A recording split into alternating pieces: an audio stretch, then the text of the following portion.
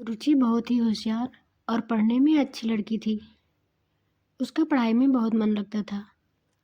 उसके पिता का सपना था कि वो अपने बच्ची को आईपीएस बनाए और रुचि बहुत मेहनत से पढ़ाई करती थी। लेकिन भगवान को कुछ और ही मंजूर था।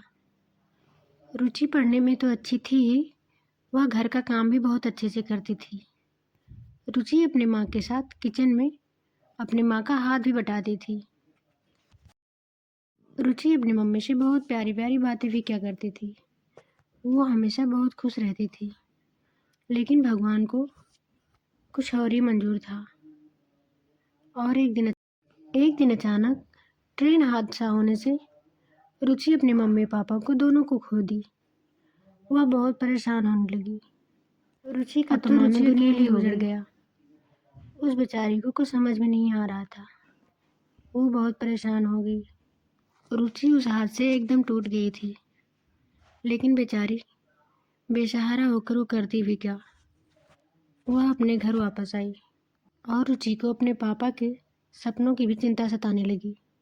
रुचि के पापा उसको कलेक्टर बनाना चाहते थे। रुचि ने सोचा अपने पापा के सपने को अवश्य पूरा करूंगी। दिन रात लगाकर मैं मन से पढ़ूंगी। मैं कहीं ना कहीं काम ढूंढकर कुछ करूंगी। रुचि एक दिन एक महिला के घर गई और बोली, आंटी, क्या आपके घर में कुछ काम है? मैं आपके यहाँ कुछ काम कर सकती हूँ।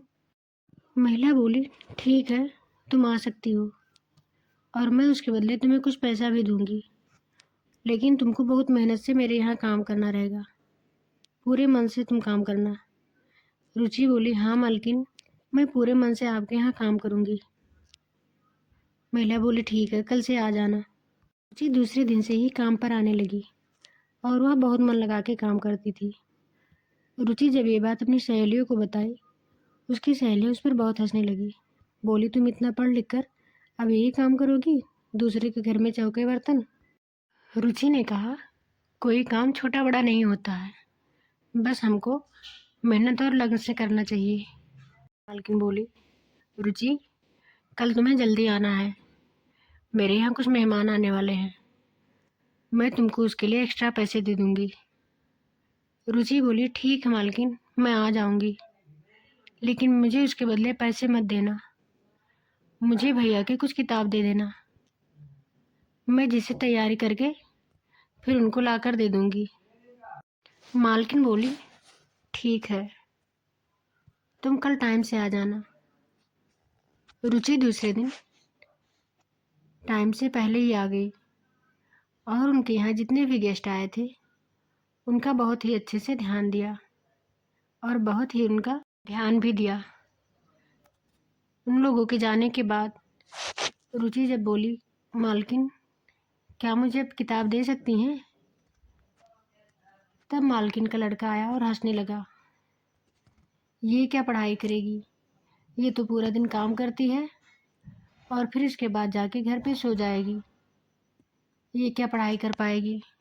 रुचि बोली, नहीं भैया, मैं भी आपकी तरह कलेक्टर की तैयारी करती हूँ।